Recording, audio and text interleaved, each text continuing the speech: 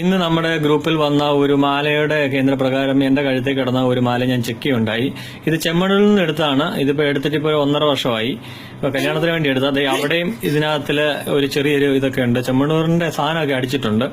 ഇതിനകത്തില് ഞങ്ങൾ ചെക്ക് ചെയ്തതില് 2 കണ്ണി മാത്രമേ ഉള്ളൂ. 2 കണ്ണി കണ്ടോ, 2 കണ്ണിയാണ് ഇതിനകത്തില് ഞങ്ങൾക്ക് സാധനം കിട്ടിയത്. ബാക്കി ഒരു കുഴപ്പമില്ല. മാഗ്നറ്റ് ചെക്ക് ചെയ്തപ്പോൾ. പക്ഷെ അടുത്ത വേറൊരു മാല ചെക്ക് ഞങ്ങൾ അതിന്റെ കൂട്ടത്തിൽ തന്നെ ഇപ്പുറത്ത് നമ്മളെ മൂകാംബികയിൽ നിന്നും എടുത്ത വേറൊരു മാലയോടെ ഞങ്ങൾ ചെക്ക് ചെയ്തു. പക്ഷെ ഒരു കുഴപ്പമില്ല, അതിനൊന്നും ഒരു പ്രശ്നവുമില്ല. നല്ല അടിപൊളിയായിട്ട് തന്നെ സാധനമുണ്ട്. അപ്പൊ ഇതിനകത്തില് എല്ലാം ഒന്നും സ്വർണത്തിന്റെ മയം ആണെന്ന് പറയാൻ പറ്റത്തില്ല.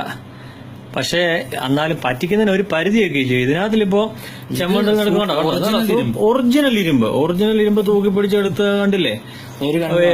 ഒരു കണ്ണി മാത്രം ദേ കണ്ടോ, ആ ഒരു കണ്ണി മാത്രമാണ് മാഗ്നറ്റെ പിടിച്ചെടുക്കുന്നത്. ആ കണ്ണി മാത്രം. എന്തായാലും ഈ വീഡിയോ ഇട്ട സുഹൃത്തിന് നന്ദി. ഇപ്പൊ എന്തായാലും ഞങ്ങളിപ്പോ ചെമ്മണ്ണൂരോട്ട് പോവാണ്.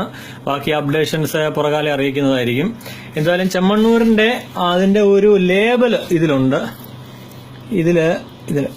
ഇതിന്റെ ഒരു ലേബല് ചെമ്മണ്ണൂരിന്റെ ഇതിൽ അടിച്ചിട്ടുണ്ട്. പക്ഷെ ഇതിൽ ചെമ്മണ്ണൂരിന്റെ ലേബല് കാണാൻ പറ്റത്തില്ല. എങ്കിലും